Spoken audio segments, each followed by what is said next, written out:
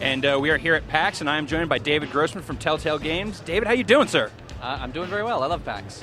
I love PAX too. We were just talking about that. This should be the most common conversation is you talk to people from the industry and it's like, wow, PAX is really awesome. This is just a fun event. I just there's so much about it that's just it's so much more relaxed, and since it's so much more consumer driven, it's not like a regular press event. It's not everyone's not going nuts crazy all the time, and I think that's probably one of my favorite things about it. What is it that you get the most out of PAX?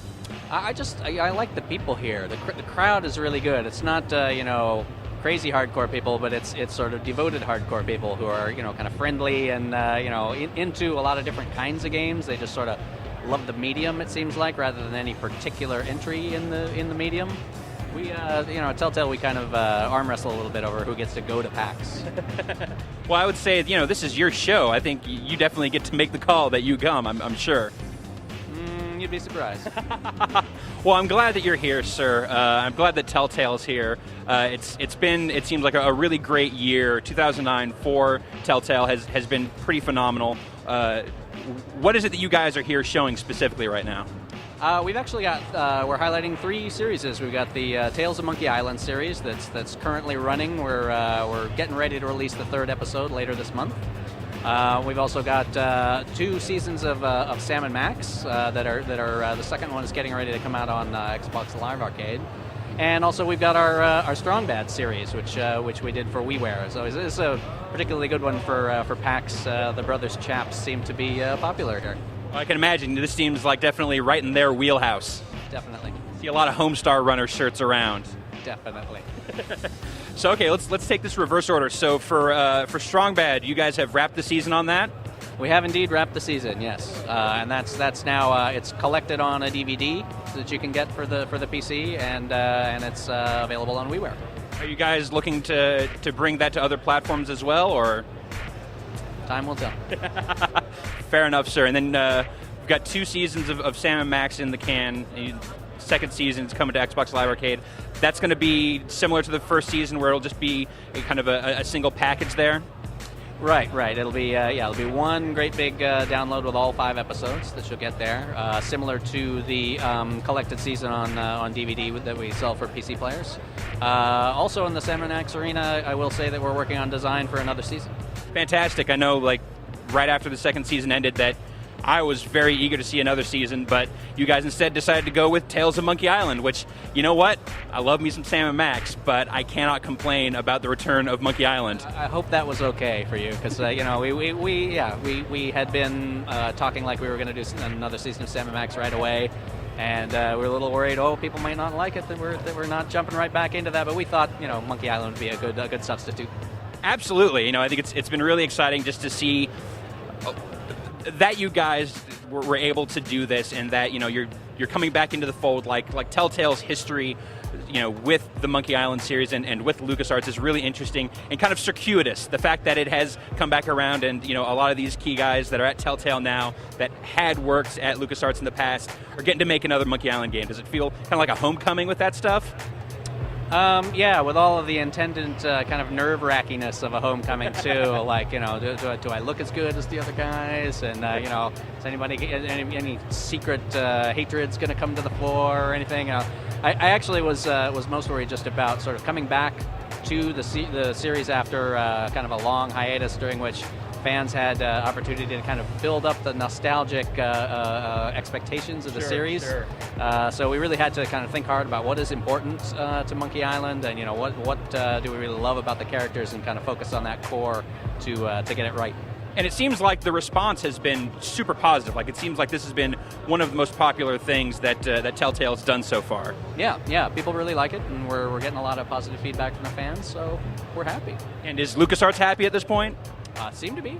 Excellent, that's good, because I'll tell you, some episodic Maniac Mansion stuff, if that could happen in the future, I'm sure no one else has mentioned that to you, but just thought I'd throw that out there. No one ever mentions that. Now, you've got 2 episodes that have already come out, and I've noticed a theme of Guybrush, his hand being in various states of distress over the course of the series. Is this something that we can expect to see as kind of a running gag throughout the rest of Tales?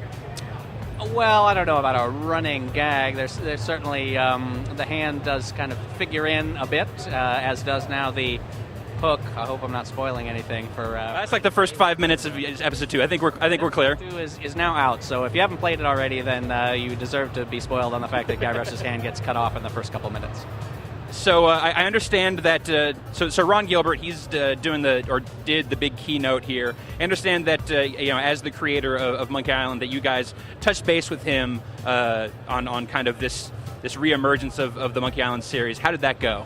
Really well, yeah. I mean, we have a lot of the kind of original creative staff at Telltale now, but when I think Monkey Island, I think of that as kind of Ron's thing, and I know it's very near and dear to his heart. So I called him up and I said, "Hey, we're about to do this Monkey Island series. Do you want to tell me anything?" And he said, "Yeah, could I just come down and brainstorm with you guys for a few days, maybe a week or so?" And so he came down and we talked over the season plan, where we wanted to go with the story arc and what should we do with the characters, and we even brainstormed some puzzles and stuff with him. It was really it was fun for all concerned. You can't really ask for much more than the blessings and some involvement from the guy who came up with the series in the first place. No, I really couldn't ask for more than that, actually. So yeah, 2009, just for you guys, it has been, like I said before, a pretty exciting, terrific year. But for adventure games in general, it's kind of baffling to think that it's 2009 and adventure games are kind of a big deal. And it seems like you guys have been really instrumental in this. Yeah, well, I like to think so. I've always been excited about that as a form, both as a gaming form and as a storytelling form. And I think, some things have changed in the industry to kind of make it possible to bring them back again. There's downloadable channels are making it easier to reach the audience, and the emergence of the casual games space is making that easier. And also just our episodic approach, I think, is adding something interesting for people. And I think you guys are one of the few developers out there that have actually done episodic content episodically. You've actually had a schedule and then hit those dates, and people have been able to rely on that. It seems like that's kind of been the key in making episodic stuff really work. How much of a challenge has that been, just like maintaining that schedule? Oh, that's the biggest challenge we have is keeping up with the schedule and making sure everything comes out on time. And we have to interleave the productions, kind of like Shingles, where several of them are in different stages all at the same time, and it's crazy to keep track of. But at the same time, we think it's really important to get it right, because otherwise your whole episodic model falls apart. I mean, imagine you're watching your favorite TV show and you get to the end that says, "Well, we're making the other one of these days. The next episode, maybe wait a year, maybe 6 months. We don't know." So you got to be able to say, "Yeah, next month we'll have another one for you." And Cough, Valve, cough. I love Valve, but not for that. I think they did themselves a disservice in calling it an episode, but great content nonetheless. Yeah, I mean, Valve is different. It's a different ball game. They make terrific games, and they can take as long as they want to make them, and people will still be paying attention because they're Valve. So absolutely, why even worry? They don't need to worry about that. They definitely have that luxury. Now, speaking maybe a little more broadly, Telltale definitely, aside from them being adventure games, a lot of humor. Like, that's very much been the crux of all the games. The Sam and Max and Wallace and Gromit and Strong Bad and Monkey Island. What do you think is kind of the key to doing humor in games well? Because it seems like a lot of people try it, but very few are able to pull it off. And it seems like it's something that Telltale has a specific knack for. Wow, it's never really seemed all that hard to me personally. And that might just be an approach. I think drama is harder than comedy, but probably the number one thing to do is to hire good comedians to do your writing for you.